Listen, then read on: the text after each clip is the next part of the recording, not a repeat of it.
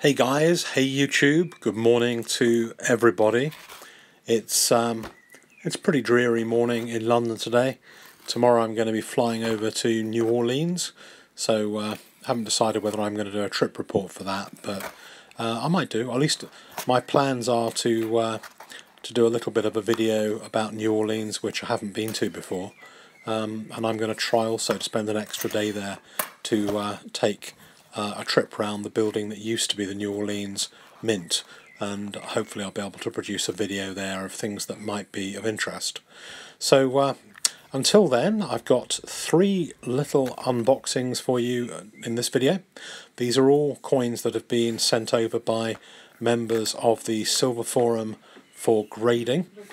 I'm always interested in what people are choosing for grading, what they choose to send over.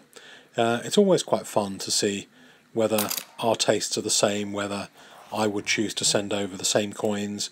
Mostly there's quite a lot of similarity in the coins that I would choose to the coins that the other members of the Silver Forum would choose. So this particular member, this guy, has started off with some quarter-ounce eagles, American Golden Eagles, that he's been saving up. He's tried to pick off the ones that are in the best possible condition, and found three dated 2002, which he's asked me to grade. I like American Golden Eagles. Whenever I've had them, I found they're nice and easy to buy and sell. Everybody knows what they are. You always get a pretty good price for them, so good choice. And then the next one's an interesting choice. This guy has accumulated a number of these bullion griffins, bullion Queen's Beast griffins. There are 3 griffins here, and there's also a red dragon as well. So 3 griffins and a dragon. And I think that the plan is to get these graded, try and get a couple of 70s. 70s for these quarter-ounce griffins at NGC, very, very thin on the ground. I've got one, but there's only a handful, I think, the last time I looked, that have been graded with a 70. I don't think any of the big grading companies sent a bulk grading of these coins in. That may still change, but I think it's only private individuals that seem to have graded the quarter-ounce bullion griffin. So I think it's a potential for getting a couple of extra 70s in the collection. So not a bad thing. Nice lot of coins. Always a pleasure receiving a handful of gold. Always puts a smile on my face, even if they don't belong to me. So there you go, a handful of gold, and on to the next one. The next one is Perfmint Swans. What can I say about swans that hasn't already been said by Shadow and others? Well, I'm not going to do down the design of the swan. I know a lot of you guys like it. All I will tell you is that 20 swans are being sent to NGC by this member of the Silver Forum. They're all going to be graded, and in fact I've split them out into 2 lots of 10. 10 are going to have Australia special labels, and 10 are going to have the regular brown label.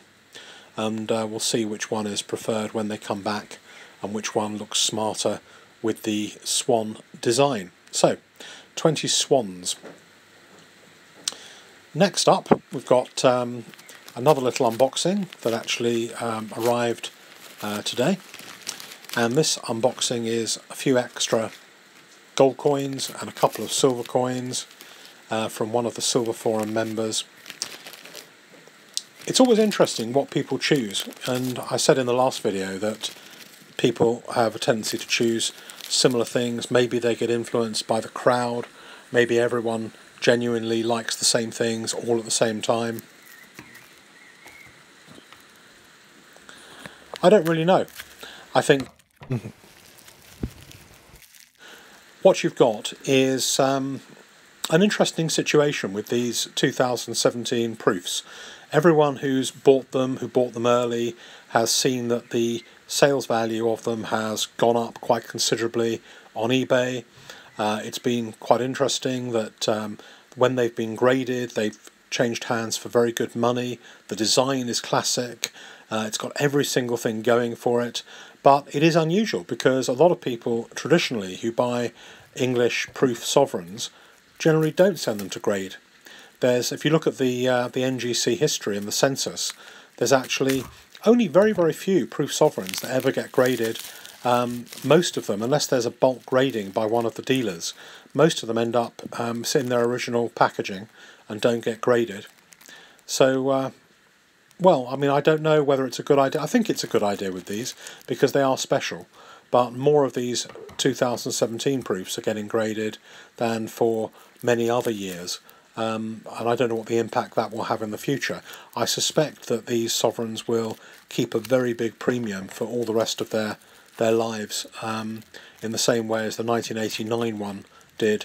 To me, it's something very similar, really captured the imagination, and you know, I remember I sold an 89 one for about £770, thinking, oh, that was a lot of money, and now they're about, you know, it's very difficult to pick one up for under £950 or £1,000, and that's only after 2 years. So these ones could easily do the same. One doesn't know yet. So we've got a sovereign, a half sovereign, a Queen's Beast proof quarter ounce lion. Now, in a strange way, sold out by the Royal Mint. There were hundreds available, and then one day 500 completely disappeared from the Royal Mint website. I think that one of the big resellers has done a deal on these Queen's Beasts to buy them at a bit of a discount and get them all graded. So I expect in a few weeks' time we'll start to see 70s on Queen's Beast gold proofs coming out by one of the big companies, probably MCM or Government is my prediction. I don't think they would have been taken out of circulation and melted somehow, but that's always another possibility, that they've reduced the available mintage because they over minted them at the beginning. Mintage was said to be a bit too high on these Queen's Beasts. So a Queen's Beast, a sovereign, a half sovereign, and a couple of the Lion dollars, celebration of the 1617 400th anniversary of the first American dollar. So 3 little unboxings of grading, and there'll be a few more, and then they'll all be off to NGC in about a few days' time.